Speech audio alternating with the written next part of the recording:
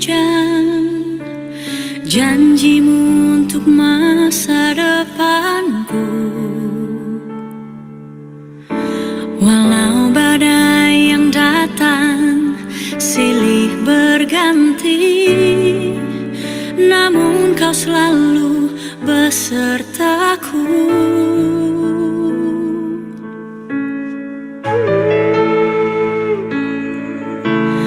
Tak pernah ku ragu kasih-Mu Tuhan, indah penuh dengan harapan. Takkan kau kecewakan yang berharap padamu. Ku sembah Kamu, Yesus Tuhan.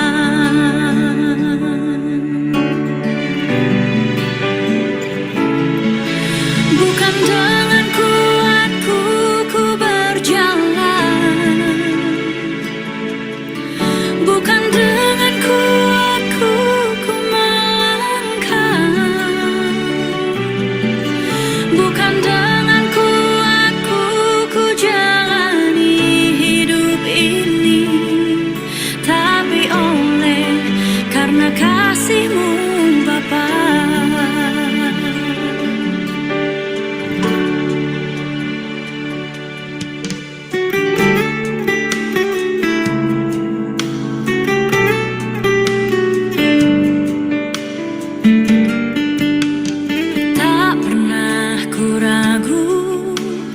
Kasih-Mu Tuhan, indah penuh dengan harapan.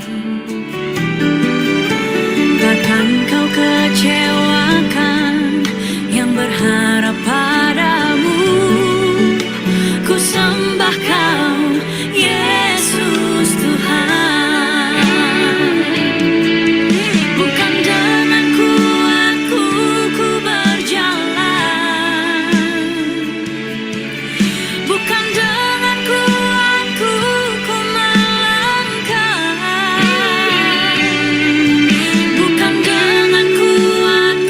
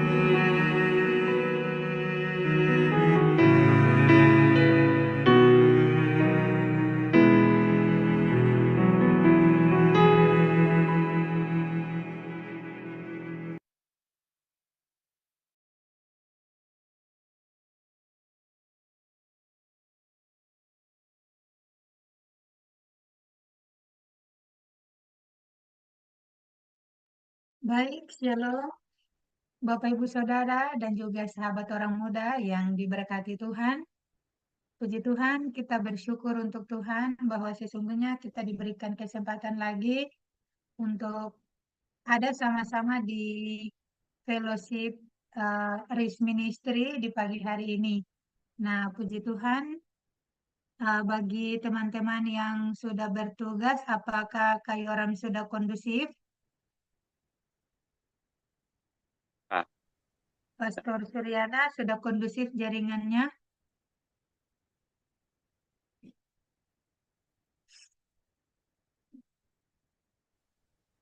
Selamat bergabung,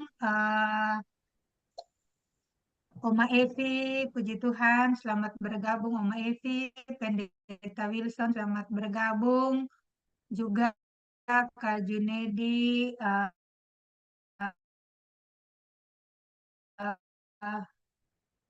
Kak Kusnati, selamat bergabung. Nah, baik, jika kayu orang belum kondisif, mari teman-teman, Bapak Ibu Saudara yang diberkati Tuhan, kita mulai saja.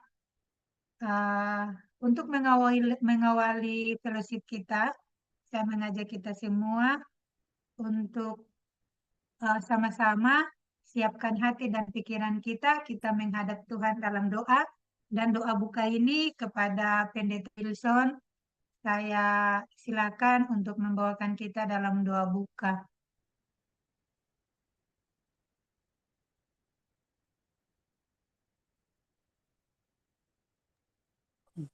Ya Bapak, berdoa Tuhan di pagi hari ini.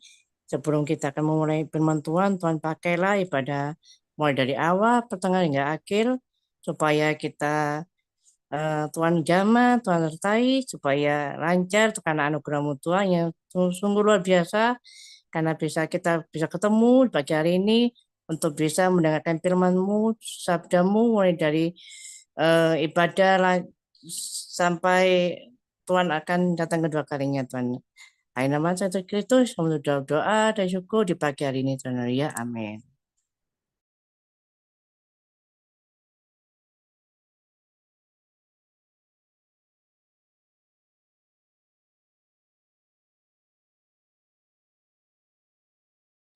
Oke, baik. Puji Tuhan, kita masuk di dalam pujian dan penyembahan kepada hambanya Pastor Suryana, disilakan. Puji Tuhan, Bapak Ibu, Saudara yang terkasih dalam nama Tuhan. Pagi hari ini kita bersyukur betapa baiknya Tuhan bagi kita. Dan untuk itu kita mengangkat satu pujian kepada Tuhan tanda rasa syukur. Nyanyi, ku ada sebagaimana. Ku ada sebagaimana ku ada. Berdiri menghadap tatamu Bapa, semua karena anugerah-Mu yang telah selamatkanku.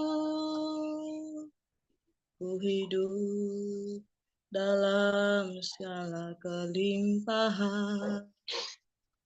Ku layak untuk melayani Tuhan. Semua karena anugerah-Mu tercurah bagiku.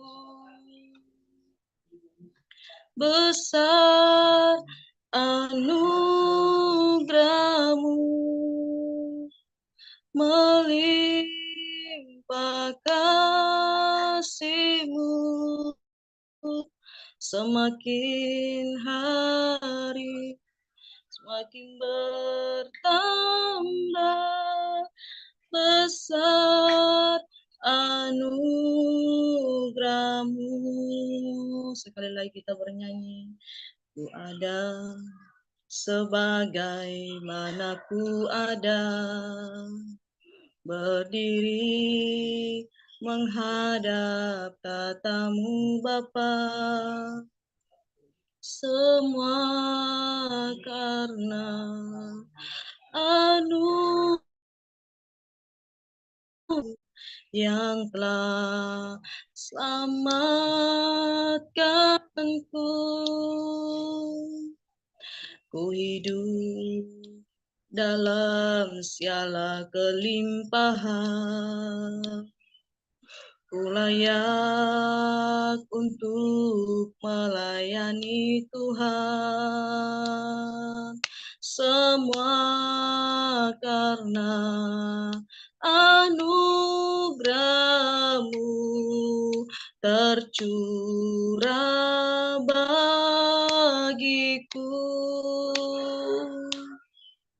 Besar anugerah-Mu,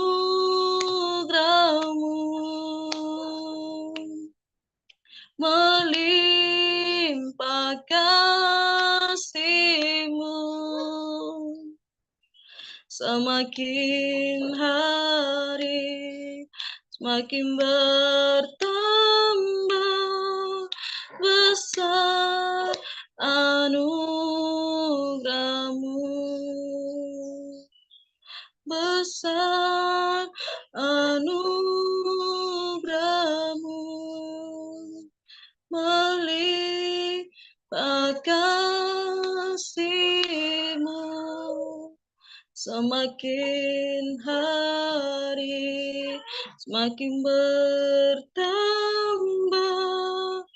besar anugerah-Mu. Puji Tuhan. Tuhan Yesus memberkati.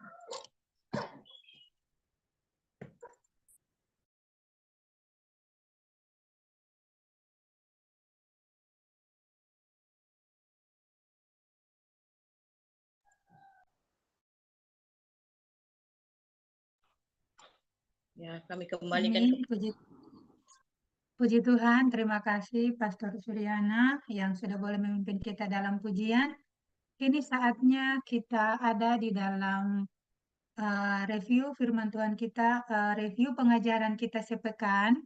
Apakah kakak siapa ya yang bertugas sudah kondusif ke Iya, aku Yoram? berban pagi dari tadi jam 5.30. Oke, siap. Sebentar kakak share screen dulu ya.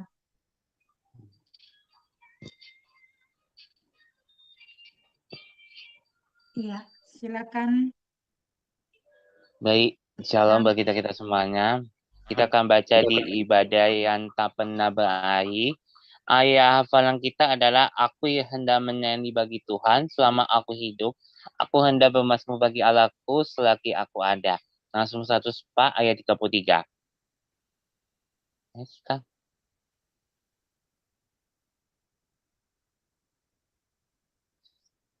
Pendahuluan. Saat pengalaman kita akan kasih karunia dan kuasa Allah meningkat, kita terdorong untuk bertanya bersama pemazmur. Bagaimana akan kubalas kepada Tuhan segala kebajikannya kepadaku? Mazmur 116 ayat 12. Jawabannya adalah menabdikan hidup kita untuk setia kepada Tuhan. Panggilan utama Israel untuk memuji Tuhan dan bersaksi tentang Dia kepada bangsa lain, karena Tuhan ingin seluruh dunia bergabung dengan umatnya dalam ibadah. Umat Tuhan diidentikan dengan orang benar yang menyembah Tuhan dan yang berharap di dalam Dia dan di dalam kasih-Nya. Yes, Kak. Angkatlah tanganmu ke tempat kudus. Mazmur 134 menghina berkat iman Harun dan menoroti berkat sebagai prinsip dasar dan hasil dari hubungan antara Israel dan Mazmur 134 menghina berkat iman Harun dan menoroti berkat sebagai prinsip dasar dan hasil dan dari hubungan antara Allah dan Israel. Orang-orang memberkati Tuhan di tempat kudus dan Tuhan memberkati umatnya dari Sion. Berkat-berkat meluas ke seluruh kehidupan karena Tuhan adalah pencipta langit dan bumi. Karena orang Israel menyembah alat yang tidak kelihatan, yang tidak dapat direputasikan, dalam bentuk apapun, Tapak Kudus berfungsi untuk memantulkan kemuliaan Tuhan dan menyediakan lingkungan yang aman bagi orang-orang berdosa untuk mendekati Raja Suci mereka. Penciptaan ini diprakarsai oleh Tuhan sendiri dan diatur oleh ketetapan dan ketetapannya. Umat Allah yang sekarang menjadi imam kudus mempersembahkan pujian dan ucapan syukur kepada Tuhan mereka Yesus Kristus. Nah, pencipta dan penebus mereka untuk semua hal baik yang telah Dia lakukan untuk mereka. Senin 18 Maret 2024. Nyanyikanlah nyanyian baru bagi Tuhan. Mazmur memanggil orang untuk menyanyikan nyanyian baru. Nyanyian baru adalah lagu khusus. Mengungkapkan kegembiraan yang menala kembali dan janji pengabdian yang diperbarui kepada Tuhan. Kepercayaan kepada Tuhan, pujian atas karya-karyanya yang ajaib, dan pembebasan dari penderitaan. Nyanyian baru, sebuah lagu yang menenan pengalaman nyata akan anugerah Tuhan. Ibadah sejati melampaui penobanan dan persembahan dan mencerminkan hubungan yang hidup dengan Tuhan, yang selalu segar dan dinamis. Nyanyian baru ada ekspresi baru, bahkan setiap hari. Dari kasih dan penghargaan kita atas apa yang telah Tuhan lakukan bagi kita. Selasa 19 Maret 2024. Tuhan, siapa yang boleh menumpang dalam kemah-Mu? Orang-orang yang tindakannya menjaga kebenaran dan karakter di dalam hatinya adalah jaminan Allah. Kekudusan adalah syarat wajib untuk memasuki hadirat Tuhan. Hukum diberikan kepada umat Allah untuk memampukan mereka memenuhi potensi terbesar mereka, yaitu hidup sebagai kerajaan imam. Imaman kerajaan mencangkup kehidupan yang kudus di hadirat Allah dan membawa berkat-berkat perjanjian kepada bangsa lain. Arti yang sempurna adalah kualitas terbesar seorang penyembah di hadapan Tuhan. Hewan yang dipersembahkan sebagai kurban harus tamim atau tidak bercerah. Jadi hati yang sempurna adalah hati yang murni atau hati yang berintegritas. Rahmat ilahi mengilhami dan memampukan para hamba Tuhan untuk hidup dalam takut akan Tuhan. Yang berarti hidup dalam persekutuan tanpa hambatan dengan Tuhan dan tunduk pada firman-Nya. Kesaksian dari kehidupan yang berbakti dan saling mendatangkan pujian bagi Allah dan bukan bagi diri sendiri. Rabu 20 Maret 2024. Ceritakanlah kemuliaannya di antara bangsa-bangsa. Penyembahan termasuk menyanyi bagi Tuhan, memuji namanya, menatakan kebaikan dan kebesarannya, dan membawa persembahan ke penataannya, serta mewatakan kerajaan Tuhan kepada bangsa lain. Menyanyi, memuji, membawa persembahan, dan memberitakan Injil bukanlah tindakan yang terpisah, tetapi merupakan ekspresi ibadah yang beragam. Tujuan penginjilan adalah mempersatukan bangsa lain dengan umat Allah, dan pada akhirnya seluruh ciptaan dalam penyembahan pada Tuhan. Penyembahan muncul dan pengenalan batin akan siapa Tuhan itu. Itu pencipta, raja dan hakim. Ibadat dengan demikian melibatkan mengingat tindakan Tuhan di masa lalu, merayakan keajaibannya saat ini, dan mengantisipasi perbuatan-perbuatannya di masa depan. Seorang universal Mazmur 96 untuk menembak sang pencipta dan hakim tercermin dalam pemberitaan Injil terakhir Allah bagi dunia. Perkabaran 3 malaikat di Wahyu 14 ayat 6-12. Dalam banyak hal Mazmur ini tampaknya memasukkan pesan akhir zaman ini. Penciptaan, keselamatan, Injil yang kekal, penembahan dan penghakiman semuanya ada di sana.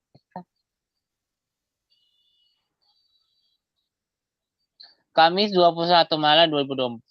Ketika Tuhan tidak berkenan kepada korban persembahan, Allah tidak menegur umatnya atas persembahan dan korban bakaran mereka, melainkan atas kejahatan dan tindakan ketidakadilan yang telah mereka lakukan. Pengorbanan sia-sia dan penyembahan kosong telah yang ditujukan dalam ketidakbenaran para penyembah ini. Ketika kesatuan antara ekspresi luar ibadah dan motivasi batin yang benar untuk ibadah berantakan, tata cara keagamaan biasanya menjadi lebih penting dan dalam dan diri mereka sendiri.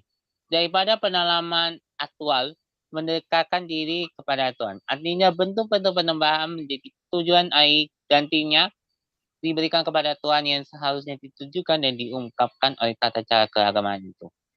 Hanya jika disertai dengan pertobatan dan ucapan syukur yang tulus, penobanan lembu dapat menenangkan Tuhan sebagai korban yang benar. Bangsa ini memuliakan aku dengan bibirnya, padahal hatinya jauh daripadaku. Matius 15 ayat 8. Masalah yang dilihat para pemasmur adalah masalah yang sama yang dihadapi Yesus dengan beberapa orang, khususnya para pemimpin sama pelayanannya di bumi. Lanjut, yes.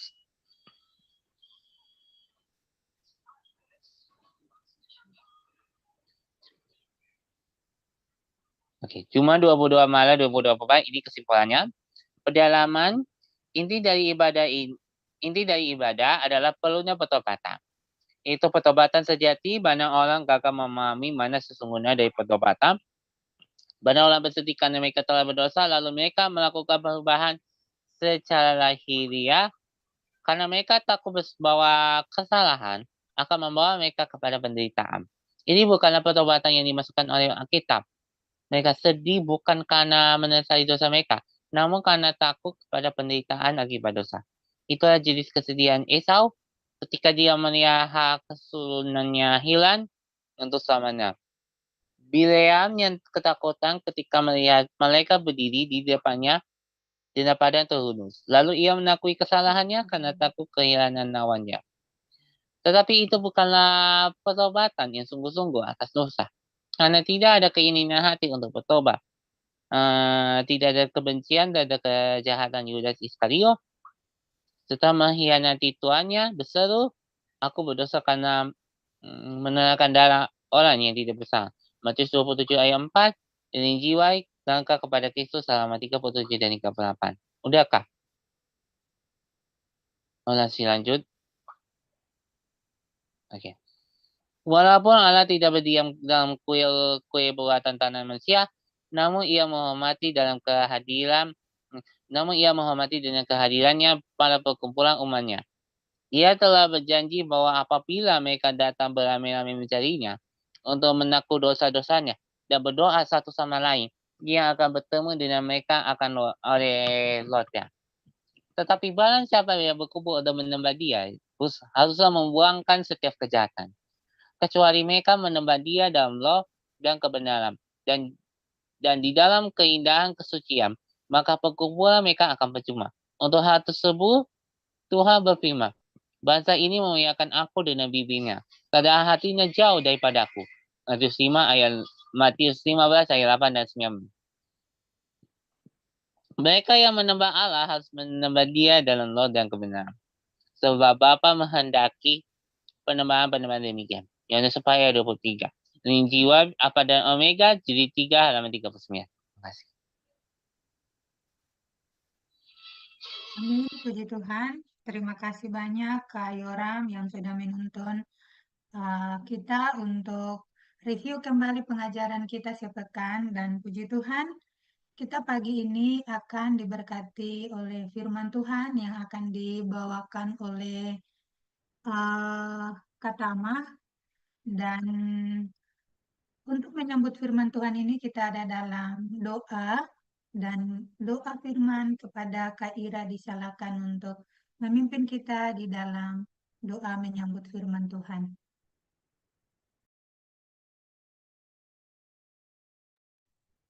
Baik, Shalom Bapak Ibu Saudara dan sahabat orang muda. Di saat ini sebelum kita masuk dalam penyampaian firman Tuhan, sebelum itu kita satu dalam doa. Kita berdoa. Bapa dalam kerajaan surga, di saat ini kami anak-anak-Mu ingin mendengarkan sabda kebenaran firman-Mu Tuhan. Biarlah Tuhan memberkati firman ini, biarlah firman ini bisa menjadi berkat bagi setiap orang yang mendengarnya Tuhan. Tuhan berkati juga Kak Tama yang sebentar akan membawakan kita dalam firman-Mu ini Tuhan. Biarlah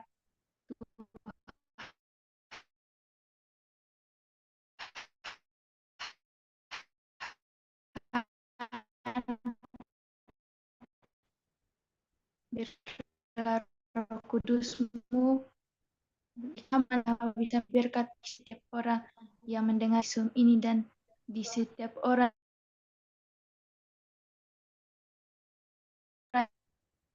Amin, puji Tuhan. Kak Ira mungkin terpental dengan jaringan. Puji Tuhan, kita menyambut firman-Nya dan kepada hambanya Kak Tama, disilakan. Oke, terima kasih buat kakakku, Kak Eni, dan juga terima kasih buat atas bacaan firman juga buat Bro Yoram. Dan juga pada pagi ini kita diingatkan kembali pelajaran sekolah Sabat di pasal ini, di pelajaran ke-12, ibadah yang tidak pernah berakhir. Bahwa penyembahan itu untuk kepada Tuhan, karena penyembahan itu suatu yang terbaik, karena penyembahan itu tidak diibaratkan tidak yang aneh-aneh, atau ibaratkan ibadah itu yang sejati. Nah, jadi karena firman Tuhan berkata di dalam Roma 12 itu tubuhmu adalah bait Allah. Nah, tubuh ini adalah untuk kemuliaan nama Tuhan. Dan juga Pengkhotbah 12 ayat 1 itu sangat jelas di situ bahwa ibadah yang sejati itu adalah tubuh kita. Kalau di rumah atau di gereja semua itu adalah tempat untuk berjemaat, atau bahasa muslimnya mereka berjemaah untuk di semua. Karena ibadah itu adalah kemuliaan nama Tuhan, bahwasanya kita diingatkan kembali apa itu ibadah yang tidak pernah berakhir. Nanti di surga kita akan ibadah juga, ibadah seperti kayak gini, tapi nanti ada disediakan jamuan makan bersama-sama di surga nanti. Nanti di sana juga berada sahabat juga, beribadah juga, bernyanyi, dan memuliakan nama Tuhan. Jadi teman-teman semuanya yang dikasih oleh Tuhan Yesus Kristus, bahwasanya makanan rohani nanti aku sama semuanya jemaat akan mengikuti perjamuan juga, perjamuan kudus. Nah, itu yang dilambangkan roti yang tidak beragi. Maksudnya roti yang tidak beragi itu yang tidak campuran, yang tidak pembuatan manis atau apapun itu. Tapi itu roti itu yang tidak beragi, karena roti itu sudah didoakan, sama kayak seperti minuman juga anggur itu yang tidak beragi atau yang tidak campuran yang gimana gitu. Tapi anggur itu menamakan darah Kristus atau tubuh Yesus sendiri. Itu nanti mereka nanti atau bulan 4 akhir pas mau ada itu acara Paskah, saya juga akan yang mengikutinya mereka semua. Di situ mereka juga semuanya akan mereka terpanggil dan juga mengikutinya dengan seksama. Karena nanti semuanya mereka tuh akan mengikuti juga dengan baik. Jadi mereka di situ nanti ada diberitahu nanti. Jangan kalau kita main di dalam gereja itu ibadah HP bukan dimatikan, tapi HP di hening atau di bedering gitu, supaya tidak mendengar jemaat yang mengikutinya. Jadi kalau kita mengikuti ibadah, kita harus fokus. Pertama ada 3 nih, fokus, berdoa, dan memuji nama Tuhan. Dan 4-nya membawa berkat gitu. Jadi untuk kemuliaan nama Tuhan juga.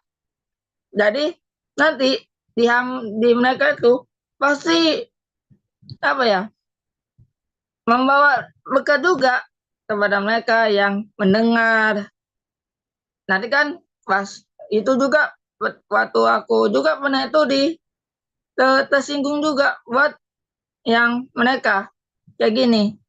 Kok yang di sebelah aku nih tidur terus dari ikut ibadah yang lain tidur kayak gini. Baru di situ ada ditegur kayak gini. Bangun. Aku bilang, oh iya Tuhan, iya Tuhan. Nah itu apa? Kita ibadah itu tidak boleh kayak gini.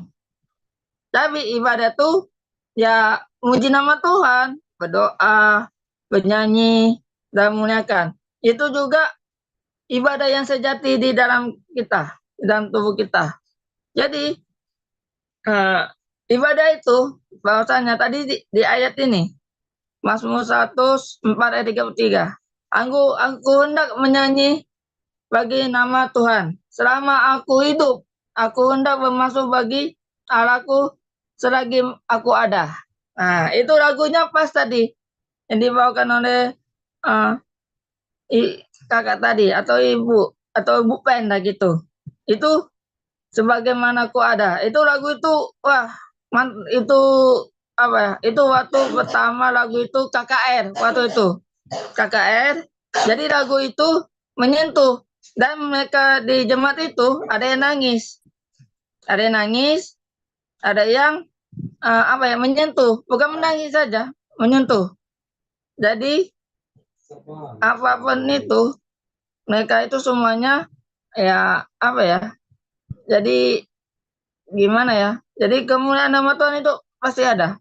Tapi ingatkan mereka kembali bahwasanya kalau ada orang yang mengikuti, jadi kita harus berdoa dulu untuk mereka dan juga kemuliaan nama Tuhan di sana. Jadi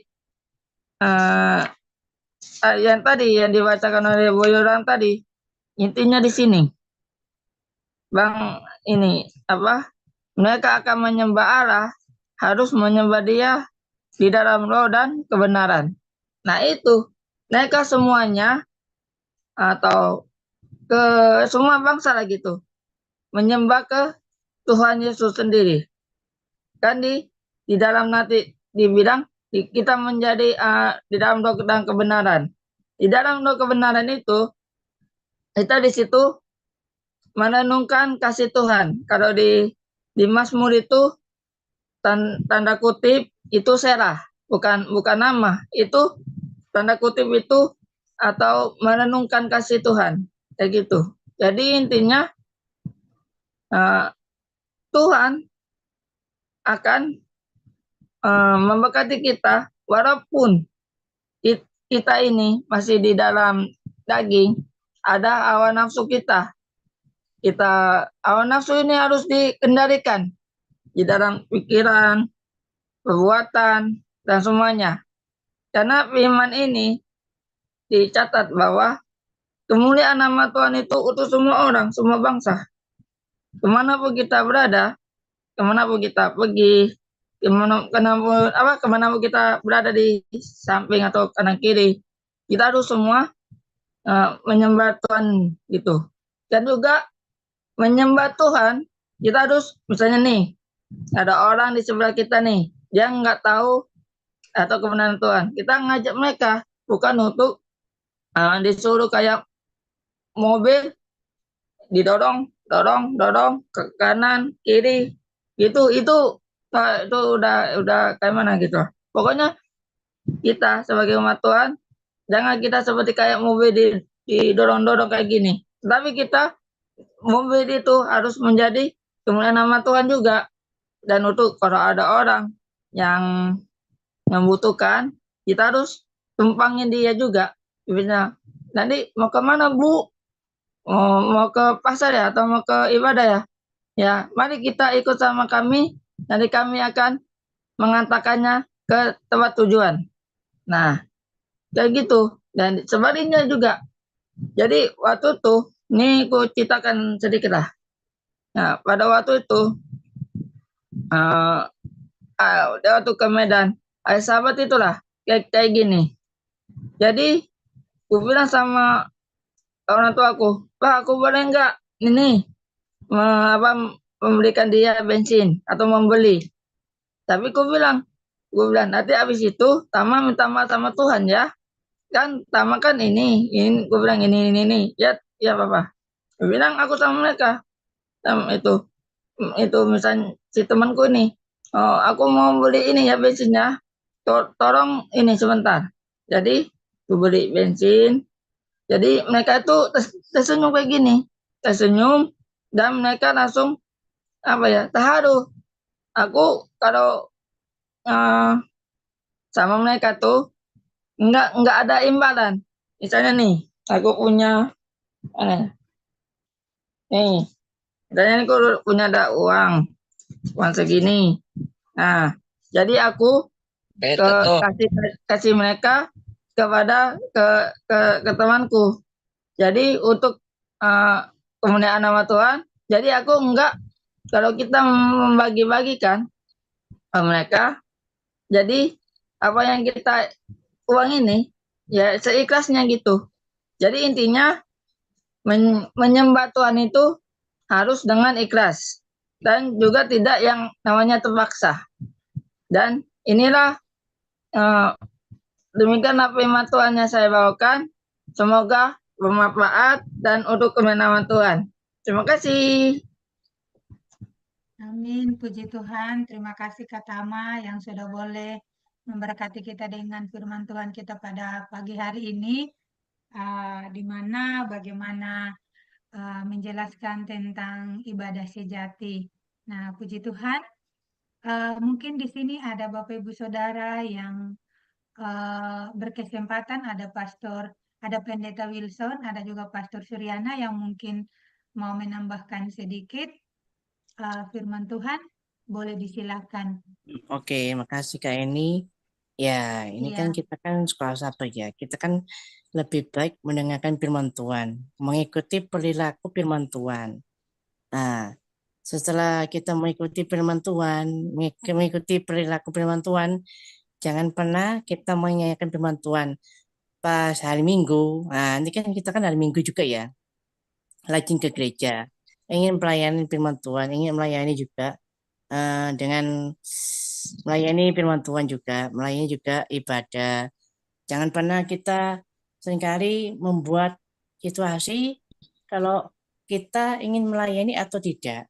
Nah, apabila diri kita ingin mengikuti daging dan roh kita. Nah, roh kita itu antikristus sama ingin kita kedagingan kita. Nah, itu kan ada dua pilihan. Apakah kamu ingin mengikuti Tuhan apa tidak mengikuti Tuhan? Nah, teman-teman juga bandingkan ya. Kan setelah itu kan ada dua ya. Di dalam dunia ada dua jalan, lebar dan sempit. Mana kau pilih? Yang lebar api, jiwamu mati, tapi yang sempit jiwamu hidup. Kalian membandingkan dua ini, lagu ini kan banyak anak kecil kan lagu itu juga pernah ya. Kan aku juga pernah mengajar anak-anak suka minggu, juga mengajar anak pemuda remaja. Nah, kan mereka jawab, ayo gimana anak-anak, kalian ingin ikut kalian ikut ibadah serius atau tidak serius? Misalnya mereka ingin mau ikut kehendak Tuhan. Itu pun Tuhan berfirman, ngomong sama anak pemuda, sama anak sekolah minggu, ayo, kamu masih kecil, kan masih pernah kedua kecil kan beda ya. Mau nakal atau nggak nakal kan berbeda ya. Kalau masih bayi kan belum bisa apa-apa ya. Kalau masih kecil kan kayak 2 tahun, 3 tahun kan pernah pernah berbuat nakal. Kalau remaja paling ya sudah ngerti lah ya sama dewasa muda. Apalagi kalau dia pemuda juga udah ngerti lah. Kan masih umur kan kayak kita harus mendidik ya, mendidik juga memperkenalkan kepada Tuhan. Kalau kita nggak memperkenalkan firman Tuhan, ini pun kita harus lebih sungguh-sungguh lagi untuk bisa Tuhan lebih dekat lagi. Misalnya banyak orang ingin ikut sama Tuhan. Walaupun agama pun berbeda pun ingin ikut sama Tuhan. Tapi peristiwanya mereka ikut Tuhan apa enggak? Mereka berjalan sama Tuhan atau enggak? Kalau mereka berjalan Tuhan, ingin ikut sama Tuhan, percayalah bahwa Tuhan itu akan diselamatkan, akan datang kedua kalinya. Desember pun Tuhan datang kedua kalinya, itu pun kenapa?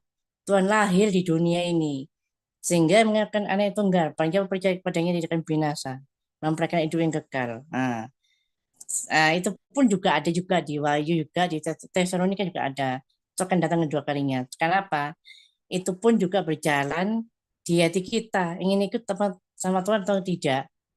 Kalau kita nggak ikut sama Tuhan, sama saja kita juga menyiakan sama Tuhan, mensia-siakan sama Tuhan. Itu pun Tuhan tidak mau ngomong-ngomong, kamu loh percuma anak Tuhan. Tapi kalau ke ibadah, rajin ke gereja, rajin ibadah, agak malasan, agak bosan ke gereja, itu pun tidak boleh. Pertama, kedua, kalau mau ingin dikasih pelayanan, kok berpikir lama, kok agak agak respon gitu, agak berlama gitu. Tapi kan kalau ingin respon dengan lebih baik, jangan lancar.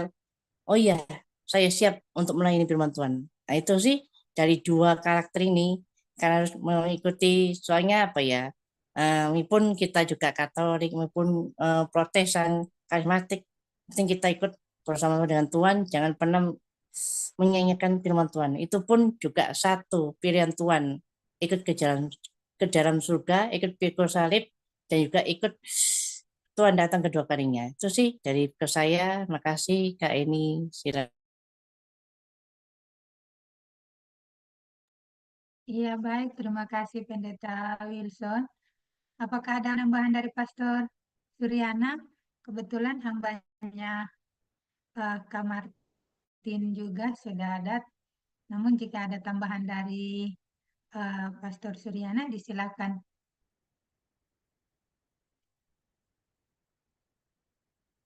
Masih mute, Bu. Masih mute. Baik, saya menambahkan sedikit saja mengenai firman Tuhan yang disampaikan oleh saudara kita Bapak Tama Simbolon, bahwa ibadah sejati itu adalah ibadah yang melibatkan seluruh kehidupan kita kepada Tuhan. Tubuh, jiwa, dan roh kita libatkan kepada Tuhan sebagai tanda bahwa kita benar-benar beribadah kepada Tuhan. Ya, kadangkala kita beribadah, ini ya sering kita temui, bahkan secara pribadi juga pernah kita lakukan. Kadang-kadang kita beribadah kepada Tuhan hanya setengah-setengah. Kenapa kayak saya katakan setengah-setengah? Kadang kalau ada yang kita pikirkan, hanya tubuh yang beribadah, ya kan? Hanya tubuh yang beribadah, hanya tubuh yang ada di gereja. Tapi pikiran kita bercabang, sehingga kita tidak fokus beribadah kepada Tuhan. Hanya kita dilihat beribadah, tapi roh kita tidak beribadah, jiwa kita tidak beribadah. Jadi menurut saya kalau kita beribadah, hendaknya lah kita beribadah melibatkan tubuh, jiwa, dan roh kita kepada Tuhan. Itulah ibadah yang sejati. Satu ayat firman Tuhan di dalam Roma, pasal 12 ayat 1 berkata, dan saya bacakan bagi kita semua. Karena itu saudara-saudara, demi kemurahan Allah, aku menasihatkan kamu supaya kamu mempersembahkan tubuhmu sebagai persembahan yang hidup, kudus, dan yang berkenan kepada Allah. Itu adalah ibadahmu yang sejati. Intinya kita kembali kepada firman Tuhan. Ya, ibadah yang sejati adalah ibadah yang melibatkan seluruh kehidupan kita, tubuh, jiwa, dan roh kita libatkan kepada Tuhan. Amin. Puji Tuhan. Demikian tambahan sedikit dari saya. Saya kembalikan kepada Ibu Heni. Amin. Puji Tuhan. Terima kasih, Bu, atas penambahannya dan juga Pendeta Wilson. Dan kini saatnya ada hambanya Kak Martin Siregar yang akan memberkati kita. Kepada hambanya, disilakan. Ini dia, Bapak.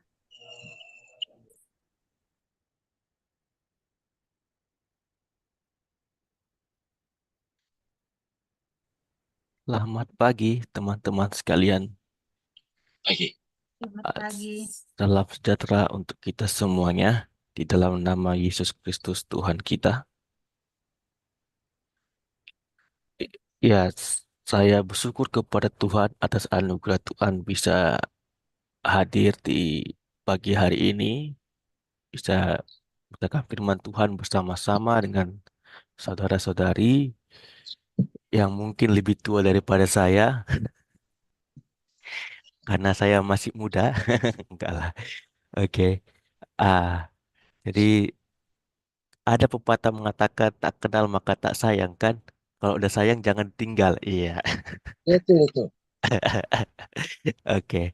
Jadi perkenalkan dulu nama saya Martin Siregar dan saat ini saya lagi kuliah di jurusan teologi dan saya bersyukur kepada Tuhan atas panitia yang sudah memberikan saya kesempatan di pagi hari ini untuk membagi renungan kepada kita di pagi hari ini. Mungkin renungannya agak berat karena kita akan membahas apakah Allah orang Kristen itu ada tiga atau satu, ya kan? Karena sering sekali ini dibukan kepada kita bahwa Allah orang Kristen itu ada tiga kata mereka. Tapi apakah kita memang menyembah tiga Allah atau cuma satu, ya kan? Jadi ada baiknya kita minta pertolongan Tuhan di pagi hari ini supaya Tuhan membantu kita dengan gerakan Roh Kudus Dia. Mari kita berdoa.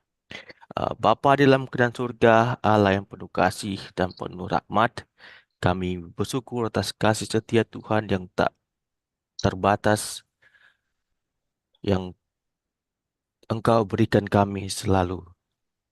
Kami bersyukur Bapa atas anugerah dan kasih sayang-Mu selalu hadir tiap harinya, selalu baru.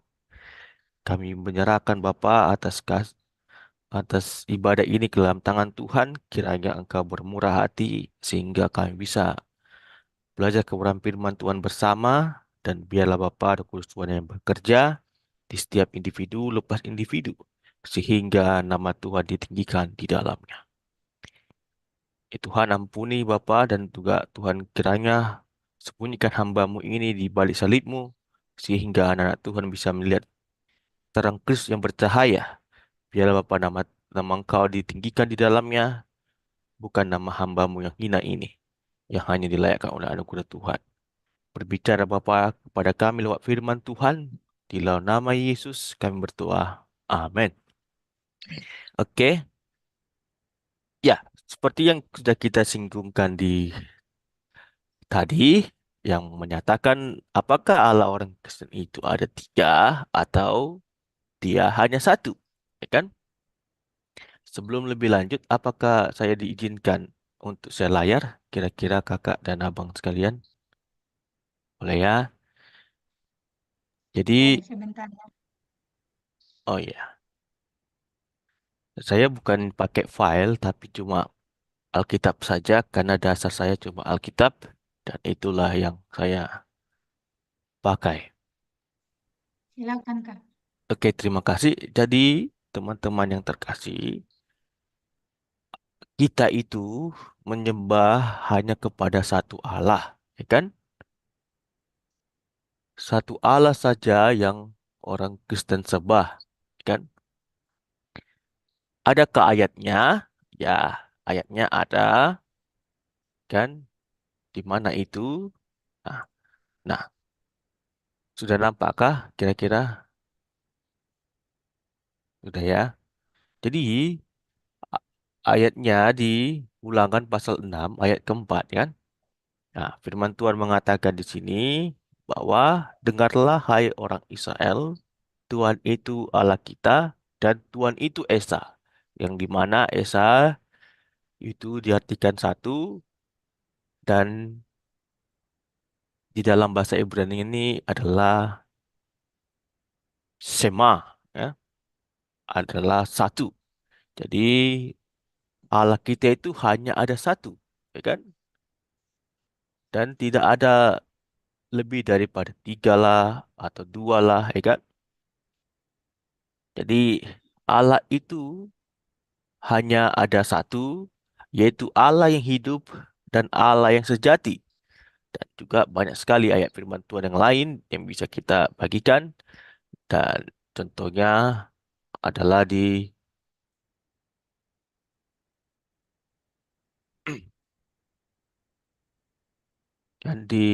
kitab 1 Korintus 8 ayat 4 dan sampai dengan ke-6. 1 Korintus 8 ayat 4 dan juga 6. Itu juga menjelaskan bahwa Allah kita itu satu, ya kan? 1 Korintus 8 ayat 4 sampai dengan ke-6. Nah, tetapi hal makan daging persembahan berhala kita tahu tidak ada berhala di dunia ya, dan tidak ada Allah lain daripada Allah yang Esa. Jadi menunjukkan ke Allah sebelumnya bahwa Allah kita itu Esa, satu. Tidak ada tiga ya. Dan juga dia yang keenam bahwa namun bagi kita hanya ada satu Allah saja. Jelas ya, firman Tuhan mengatakan bahwa hanya ada satu Allah saja, yaitu Bapa yang daripadanya berasal segala sesuatu dan yang untuk Dia kita hidup, dan satu Tuhan saja yaitu Yesus Kristus yang olehnya segala sesuatu telah dijadikan dan yang karena Dia kita hidup. Nah, maksudnya apa di sini? Apakah kita mempunyai dua Allah, Bapa dan juga Tuhan Yesus Kristus katanya di sini, ya kan? Jadi kita tahu bahwa Allah itu satu, tapi Dia mempunyai tiga pribadi ataupun dapat dibedakan menjadi tiga pribadi, kan? Bapa, Anak, dan Roh Kudus. Nah, jadi Allah Bapa kan Dia itu adalah roh, ya kan? Yang tidak bisa dilihat oleh manusia. Dan Yesus adalah suatu gambaran kepada kita supaya kita bisa melihat Allah Bapa itu. Ya kan? Karena mereka sama-sama Tuhan. Dan dengan Roh Kudus, nah, itu yang membantu kita dalam menegur, mempertobatkan, supaya kita dari kematian total karena dosa bisa datang kepada Allah. Ya kan? Karena manusia ini, kita itu hancur total karena dosa. Kita sudah kehilangan kemuliaan Allah. Oleh sebab itu, kita itu tidak akan bisa mencari Allah dengan kemampuan kita pribadi. Oleh sebab itulah harus ada gerakan Roh Kudus yang bekerja di dalam kita. Jadi di sini dengan jelas bahwa Allah itu ada yang satu, ya, bukan tiga. Jadi Allah orang Kristen itu hanya ada satu, bukan tiga. Nah, Allah orang Kristen itu satu, tapi mempunyai tiga pribadi. Jadi mereka ini dapat dibedakan secara pribadinya, tapi tak bisa dipisahkan. Karena mereka di dalam kesatuan satu Allah. Ya kan?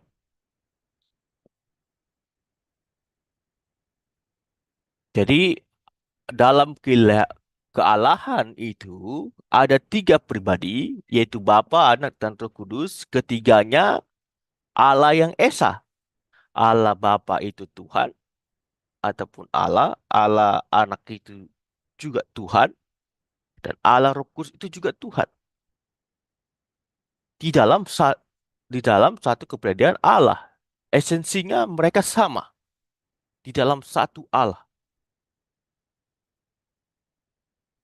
Kan yang berbeda itu adalah hierarki fungsionalnya secara pribadinya. Nah, jadi Allah Bapa itu mereka itu kekal. Allah Bapa itu kekal, Dia benar, ya kan? Allah Anak juga itu kekal. Dan Allah Roh Kudus itu juga kekal. Jadi Allah Bapa kita tidak mungkin bertanya itu kan, kekekalan dia karena dia sudah kekal. Bagaimana dengan Allah Anak, yaitu Yesus Kristus? Banyak mengatakan bahwa Yesus itu adalah ciptaan, ya kan? Yesus itu, banyak yang mengatakan bahwa Yesus itu ciptaan, banyak juga yang mengatakan bahwa Yesus itu adalah ciptaan yang paling besar daripada ciptaan-ciptaan lain. Dan banyak yang mengatakan juga bahwa Yesus itu tidak datang secara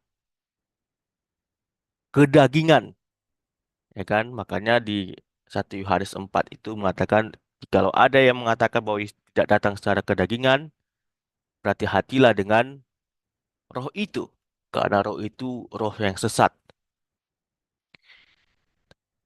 Jadi secara kalau kita membahas tentang pribadi Yesus, secara ilahinya dia itu kekal dari kekekalan dan dia sudah ada sebelum dunia ada. Makanya di Yohanes 1 ayat 1, pada mulanya adalah firman, firman itu bersama-sama dengan Allah dan firman itu adalah Allah. Bukan berarti pada mulanya itu bukan berarti itu menunjukkan kepada firman ataupun firman mempunyai pada mulanya, ada awalnya, tidak ya. Tapi pada mulanya itu menunjukkan kepada apa? Ciptaan. Bahwa sebelum Allah itu menciptakan, firman itu sudah ada. Karena firman itu sudah bersama-sama dengan Allah dari kekekalan sampai pada akhir zaman, sampai seluruhnya. Jadi Yesus itu secara ilahinya, dia itu sudah ada, sudah kekal dari dulunya kala.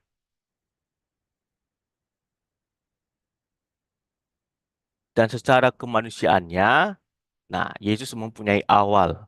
Makanya dia berinkarnasi menjadi manusia.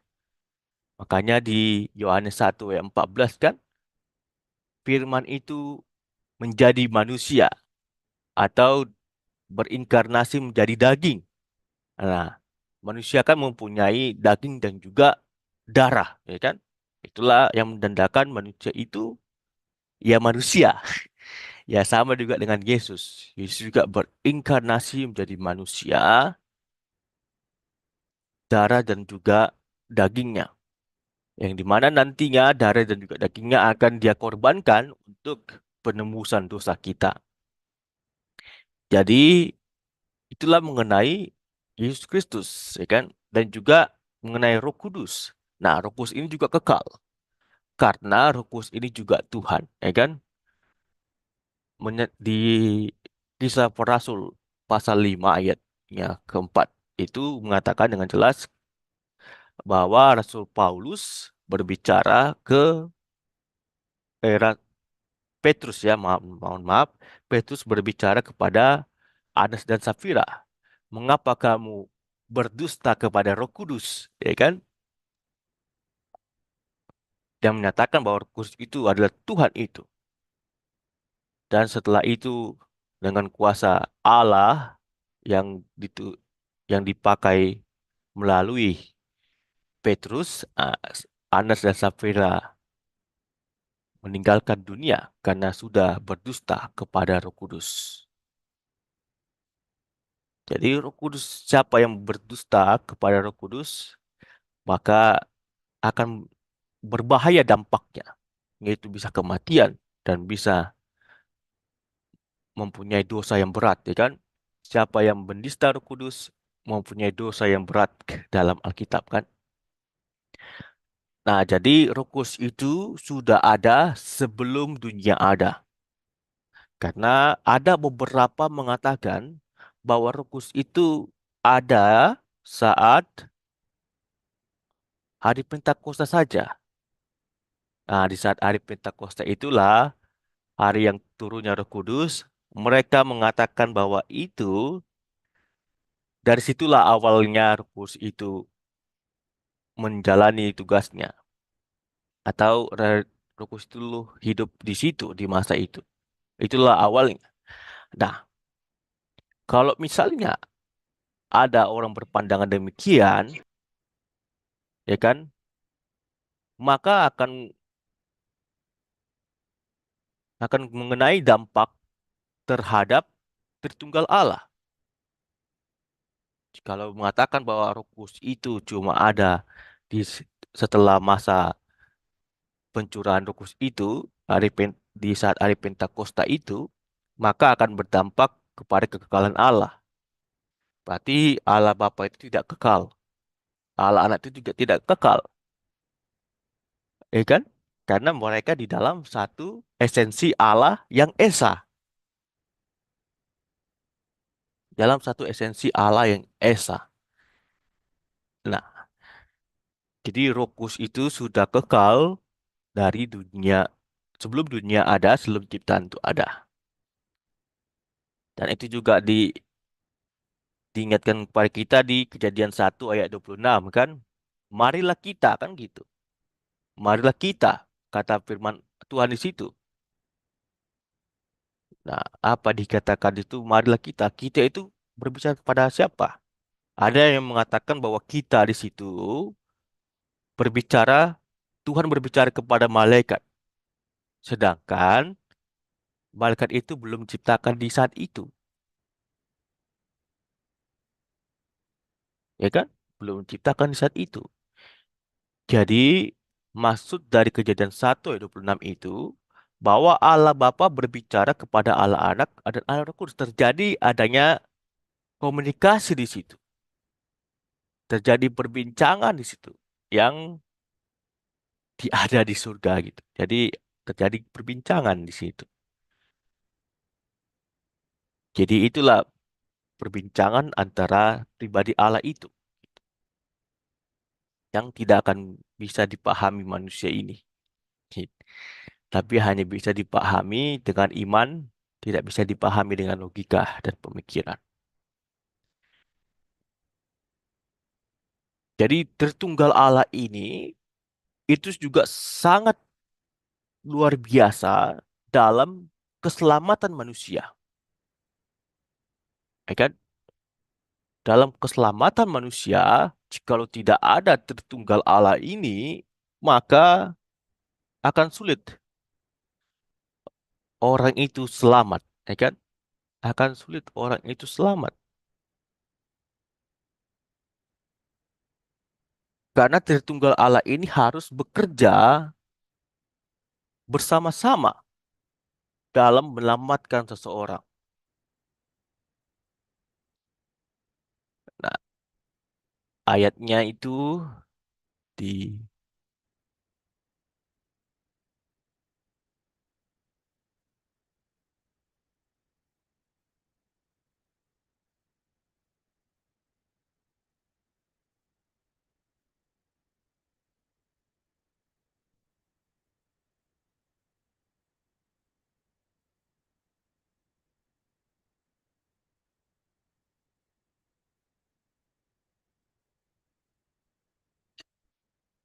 Nah, kalau kita bisa melihat di Efesus 1 itu ya kan?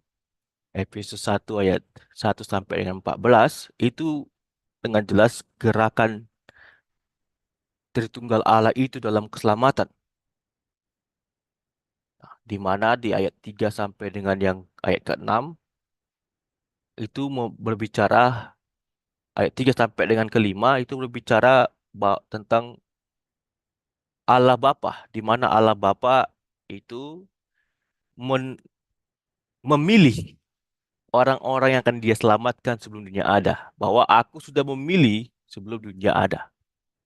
Orang-orang tentuannya. Dan di ayat 6 sampai dengan ke-8 sampai dengan ke-10 itu bahwa Yesus Kristus menebus orang-orang pilihan itu yang sudah Allah Bapa tentukan sebelum dunia ada.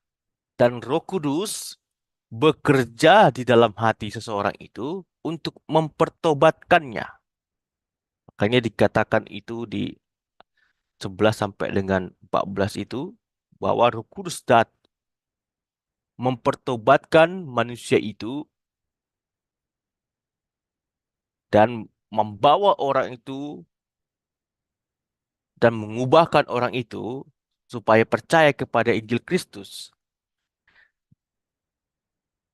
Makanya kita bisa percaya kepada Injil Kristus itu dengan gerakan Roh Kudus yang bekerja dari dalam. Sehingga kita bisa mengaplikasikannya keluar lewat mulut kita dan dengan hati kita. Sehingga sekali orang itu selamat, maka keselamatan mereka itu tidak akan pernah hilang, ya kan? Tidak akan pernah hilang karena Roh Kudus yang dimateraikan ataupun Roh Kudus yang berdiam diri di dalam orang tersebut. Sehingga orang tersebut tidak akan bisa hilang keselamatannya. Oke, ayatnya ya kan? Di Yohanes 10 dikatakan bahwa Allah Bapa dan Allah Anak menjamin keselamatan orang tersebut sehingga tidak akan ada yang bisa mengambil mereka keluar ataupun tidak akan bisa terlepas dari kuasa Allah dalam menyelamatkan mereka itu.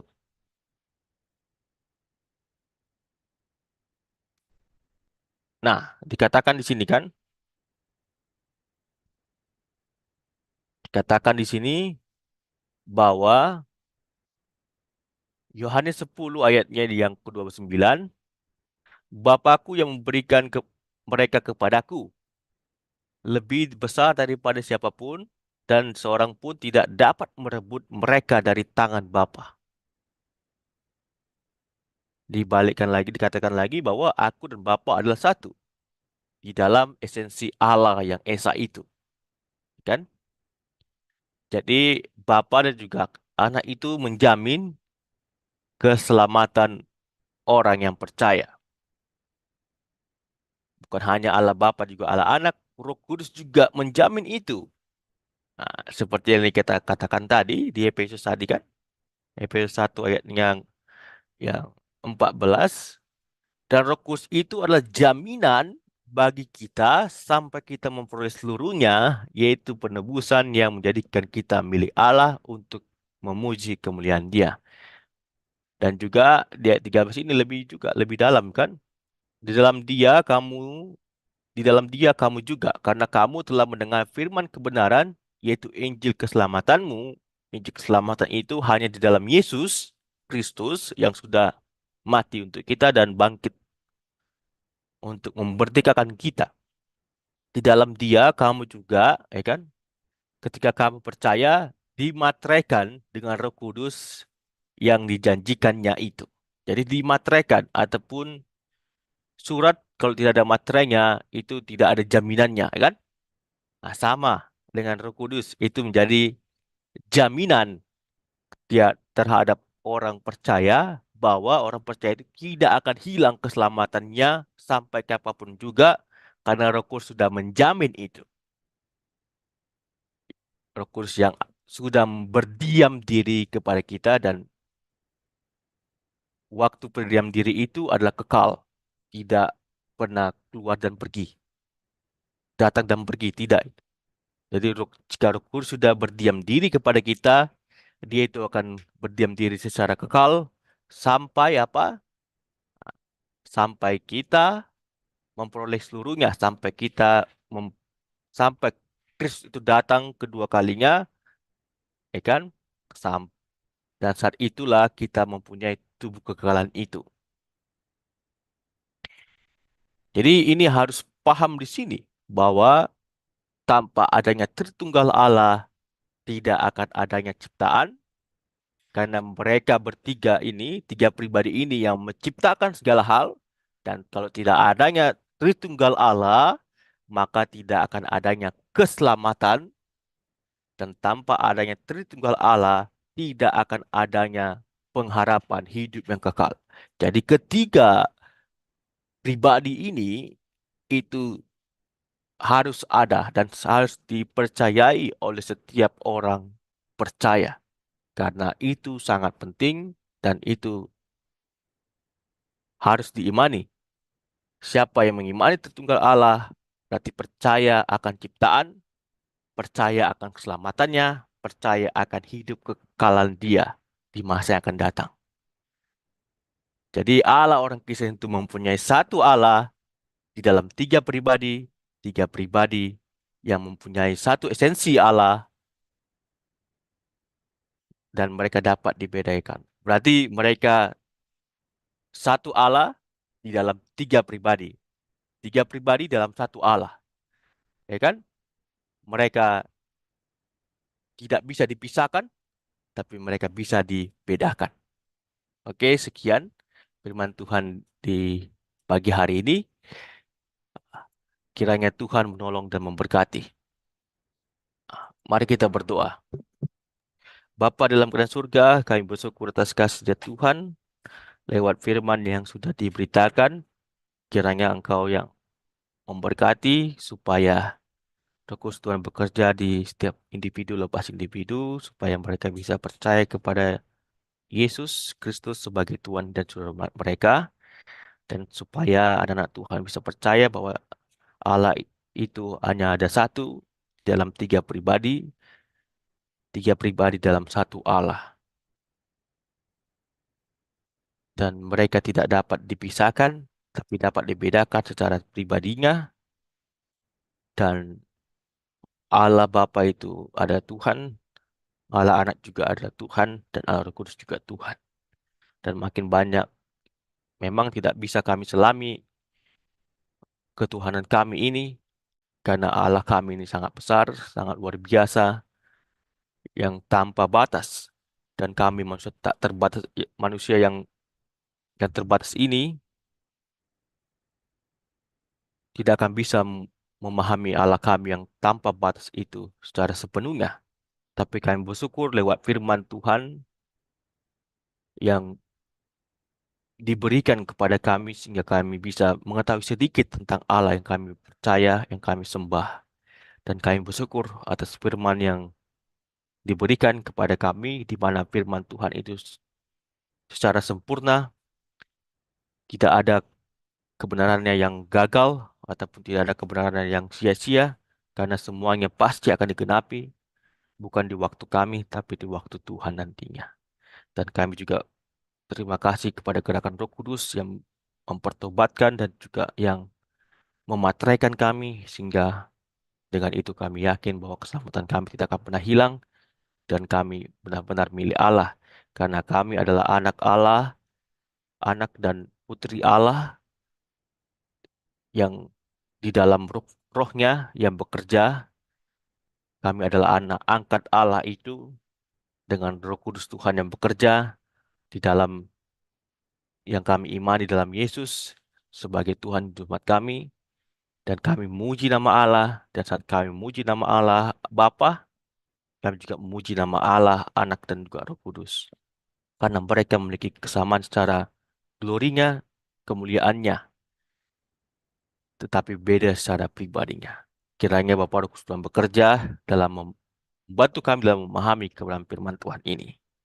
Di dalam nama Yesus kami berdoa. Amin. Oke, sekian renungan kita di pagi hari ini. Apa ada sesi tanya jawab di sini atau gimana? Saya serahkan ke moderatornya. Amin, puji Tuhan, Kak Martin, kami sudah selesai diskusi. Puji Tuhan firman-Nya dipimpin langsung oleh pengajarannya, dipimpin langsung oleh Kak Tama, dan setelah Kak Martin masuk, sudah langsung dengan firman. Jadi kita langsung aja Kak Martin untuk doa syafaatnya, dan kepada doa syafaatnya hambanya Pak Pendeta Wilson untuk memimpin kita dalam doa syafaat, dan akan dilanjutkan diakhiri oleh doa berkat yang akan dipimpin langsung oleh Kak Martin.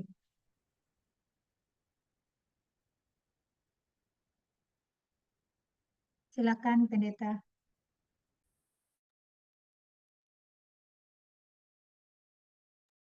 Oke, selamat pagi. Saya mau bertanya, mengapa kita anak-anak manusia berdosa, tapi ada satu Tuhan yang berdosa itu bagaimana caranya untuk bisa kita masuk dalam kerajaan surgawi yang kekal, supaya kita nggak sengsara terus, supaya kita nggak binasa terus, supaya kita nggak terjerumus ke dalam kekuasaan iblis. Itu sih itu dari pertanyaan saya. Terima kasih Bang Martin, tolong menjawab. Oh, pertanyaannya. Oke, oke. Saya pikir mau berdua ini ya, rupanya pertanyaan. Silakan, silakan Kak Martin. Soalnya mungkin materinya sangat menarik untuk Pendeta Wilson. Jadi kalaupun memang ada pertanyaan, boleh disilakan nanti Oke, selesai dulu siap. baru kita berdoa. Ya, Oke, silakan Kak. oke. Tiba-tiba pertanyaan ini ya, saya tidak terduga-duga ini. Oke, jadi tentang dosa ya. Ya, ya manusia itu berdosa, ya kan? Dosanya dari mana? Dosanya dari orang tua kita yang pertama, ya kan? Yaitu Adam dan Hawa. Jadi dari situlah dosa itu muncul awalnya. Karena mereka melanggar perintah Allah itu. Mereka memakan buah larangan itu, ya kan? Tetapi itu sudah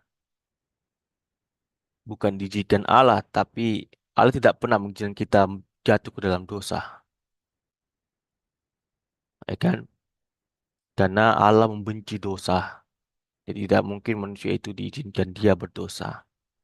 Tapi perlu kita ketahui bahwa adanya permissive will of God itu yang dimana yang permisifnya Allah itu yang kita tidak bisa selami itu adanya ketetapan Allah, ya kan, yang Allah tidak izinkan kita sepenuhnya mengetahui itu. Akan tetapi, ya memang manusia berdosa, ya kan? Kamu dan saya itu berdosa. Oleh sebab itulah Allah mengirimkan anaknya supaya kita tidak jatuh ke dalam hukuman dosa itu. Jadi dia mengirimkan Yesus Kristus sebagai juru selamat penebus itu. Dialah yang diberikan sebagai korban bakaran supaya kita diselamatkannya. Nah, mungkin teman-teman bertanya bagaimana Allah Bapa bisa mengirim anaknya. Berarti Allah kita itu Allah yang kejam, ya kan? Masa anaknya sendiri dia kirimkan, ya kan? Mungkin pernah teman-teman bertanya demikian. Tetapi dengan kematian Yesus, dengan salib itu, kita bisa melihat kasih Allah dan juga keadilan Allah itu bersama-sama. Di mana Allah itu sangat mengasihi kita, tetapi di sisi lain Allah itu sangat membenci dosa. Nah, contohnya seperti ini. Nah, Ibu Eni misalnya ada anak, ya kan? Contohnya nih ya, Bu. Nah, Ibu sudah ada anak, tapi anak Ibu Eni ini melakukan kesalahan, ya kan? Melakukan kesalahan, pastilah Ibu Eni ini memarahi anaknya kan? Betul tidak, Ibu? Nah, apakah Ibu Eni memarahi anaknya itu karena anak dia tidak cinta sama anaknya? Kan tidak mungkin kan? Kita Ibu Eni ini memarahi anaknya kan supaya apa? Supaya anaknya tidak melakukan kesalahan yang sama, ya kan? Di sisi lain, Ibu Eni ini ah, mencintai dia kan? Gitu. Ibu Eni mencintai dia, tapi tidak mencintai kesalahan yang dilakukan. Nah, ya kan? Nah, sama dengan Yesus di sini. Sama dengan keselamatan Allah di sini. Di mana Allah itu membenci dosa, di sisi lain karena dia mau mencintai kita, sangat mencintai kita itu, makanya dia mengirimkan Yesus di situ. Salib itu, ya kan? Di mana salib itu menunjukkan kepada kita bahwa dia cinta kita, dan sisi lain dia juga benci akan dosa itu. Nah, jadi itulah karya salib itu, teman-teman. Menunjukkan cinta Allah kepada kita dan juga keadilan Allah itu terhadap dosa yang kita lakukan. Dia mau supaya kita datang kepadanya kembali, makanya dia menunjukkan cintanya kepada kita. Dan di sisi lain, dia mau menghukum dosa itu, yaitu dosa itu harus dihukum. Hukuman dosa adalah maut, dan mereka harus dihukum. Oleh sebab itulah, Yesus harus datang untuk menggantikan kita, untuk menebus segala dosa kita itu. Jadi hanya Yesuslah yang satu-satunya tanpa dosa, yang tidak mempunyai dosa dari awalnya. Sampai selama-lamanya, Yesus itu tidak mempunyai dosa itu. Jadi salib itu menunjukkan kasih Allah dan juga keadilan Allah. Di mana Allah itu mencintai kita dan juga Allah itu benci kepada dosa itu. Jadi itulah karya keselamatan Yesus itu, yang dimana itu menunjukkan kasih Allah dan juga keadilan Allah. Macam perumpamaan tadi kan tentang ah, Ibu Eni kan, Heni ya namanya. Maaf ya kalau saya salah menyebutkan nama. Kalau dia Oke. mempunyai anak, anaknya itu melakukan kesalahan, pastilah Ibu Eni itu akan menegur anaknya supaya anaknya tidak melakukan kesalahan itu. Dan Betul. karena cinta Ibu Eni kepada anaknya itu, makanya dia mau nasihati anaknya tersebut supaya mau lebih baik lagi, supaya tidak melakukan kesalahan yang sama. Jadi itulah perumpamaan salib itu, menunjukkan kasih Allah dan juga keadilan Allah bersama-sama, sehingga kita bisa dilayakkan, disucikan, dan dijadikan anak Allah. Oke, clear di situ kira-kira tentang salib Kristus itu? Nah, demikianlah jawaban dari saya. Terima kasih. Bagaimana Kak Pendeta Wilson? Apakah sudah jelas? Oke. Terima kasih, Bang Martin. Oke, baik Bapak Ibu Saudara dan juga sahabat orang muda yang diberkati Tuhan. Saatnya, ataukah mungkin ada mau penambahan atau pertanyaan dari Pendeta Tony? Disilakan. Oke, baik. Puji Tuhan. Kini kita menarik ya, materinya sangat menarik, luar biasa. Kita akan ketemu lagi dengan Kak Martin Sabtu depan lagi jika diizinkan Tuhan. Jadi simpan-simpan dulu pertanyaannya dan kemudian nanti kita diskusi bareng-bareng Kak Martin lagi. Jadi saatnya untuk kita masuk dalam doa syafaat dan doa syafaat ini akan dipimpin langsung oleh Kak Pendeta Wilson dan nanti dilanjutkan langsung oleh doa berkat dari Kak Martin. Silakan Kak Pendeta Wilson.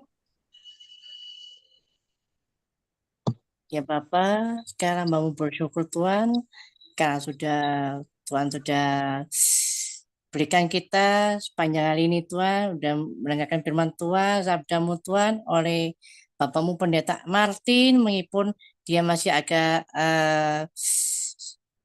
terlambat untuk joinnya Tuhan, tapi karena anugerahmu Tuhan, Tuhan berkati beliau, Tuhan berikan usahanya, Tuhan berikan kesehatannya, jasmaninya, rohaninya, supaya anugerahmu Tuhan, Tuhan selalu membuka jalan buat keluarganya, buat masa depannya Tuhan, supaya di hari yang depannya lagi Tuhan berikan sungguh sangat baik dan sangat amat baik, di mana Engkau berada Tuhan, dan kapanpun hamba-Mu berada, Tuhan pakailah dia sampai Tuhan datang kedua kalinya Tuhan. Hai nama Tuhan Yesus Kristus, namun sudah berdoa di pagi hari ini Tuhan, sampai itu akan datang kedua kalinya Tuhan. Haleluya, amin. Wah, doa berkat ya. Oke. Sebenarnya saya belum pendeta sebenarnya, karena pendeta itu harus ditasbihkan. Saya cuma instrumen biasa-biasa saja. Oke lah, mari kita berdoa. Oh, harus video, harus hidupkan video ya. Oke, oke. Oke, mari kita berdoa. Bapa di dalam keadaan surga, Allah yang penuh kasih dan penuh rahmat, kami bersyukur atas kasih setia Tuhan yang kami rasakan di pagi hari ini. Ya Bapa, Kami juga bersyukur atas pembelajaran di pagi hari ini yang Kau berikan bagi kami, di mana Allah kami itu adalah Allah yang Esa, yang satu di dalam tiga pribadi. Tiga pribadi ini di dalam mereka adalah Tuhan itu sendiri. Tuhan di dalam satu Allah.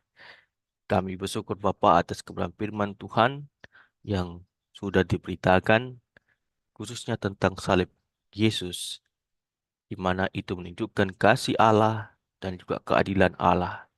Kasih Allah supaya manusia ini datang kepada Tuhan kembali, dan keadilan Allah karena membenci dosa itu. Kiranya Bapa, Roh Kudus Tuhan bekerja setiap individu lepas individu, sehingga bagi yang belum percaya Yesus, mereka bisa datang kepada Tuhan dengan pertolongan daripada Tuhan. Kiranya Tuhan membukakan mata keimanan mereka, supaya mereka bisa melihat kasih Allah lewat karya keselamatan Yesus.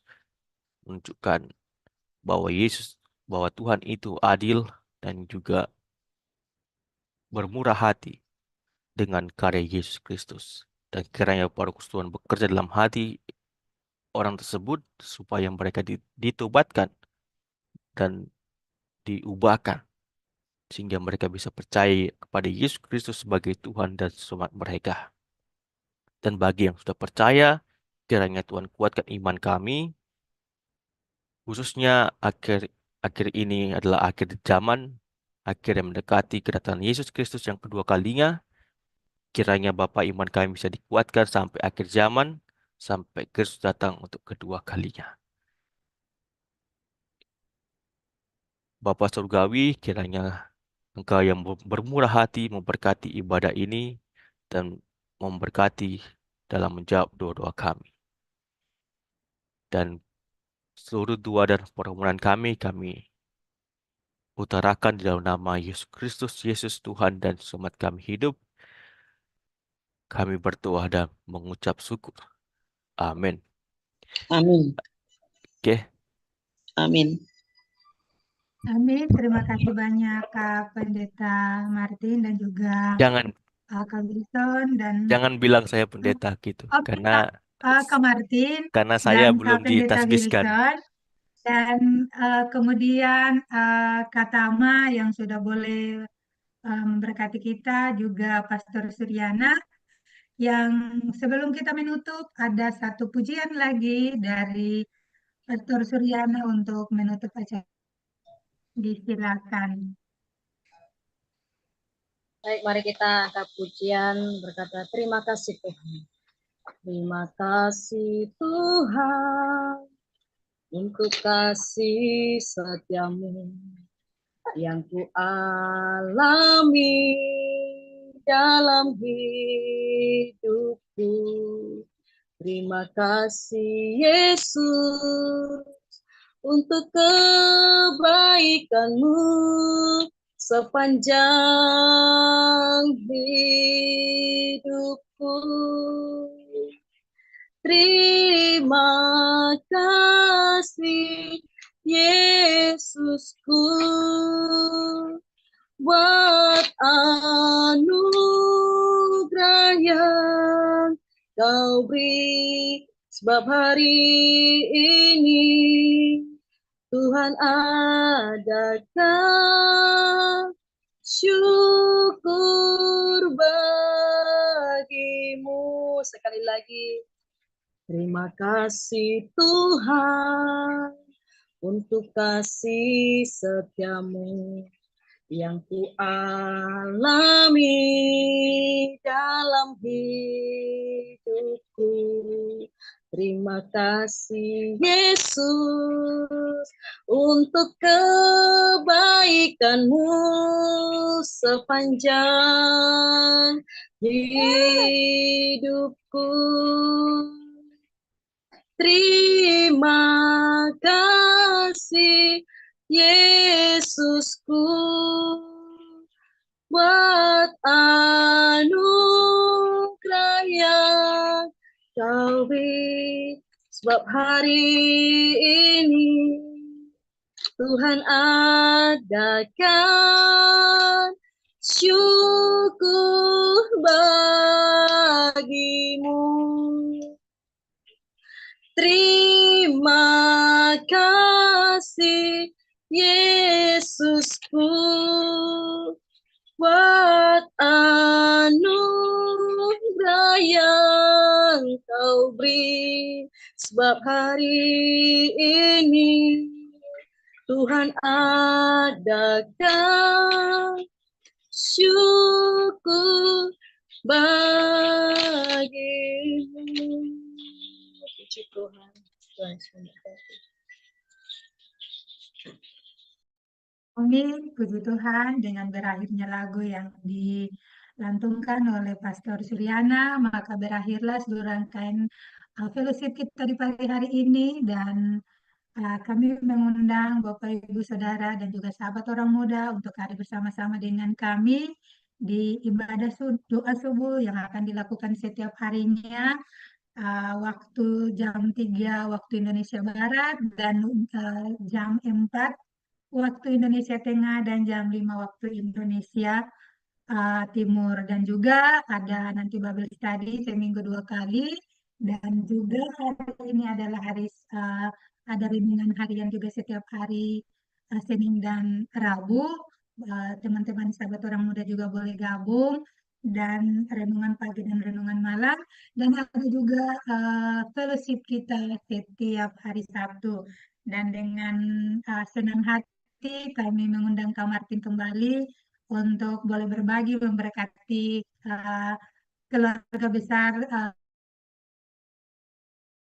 sahabat-sahabat orang muda di ministry minggu depan lagi, jika diizinkan Tuhan. Kak Martin boleh.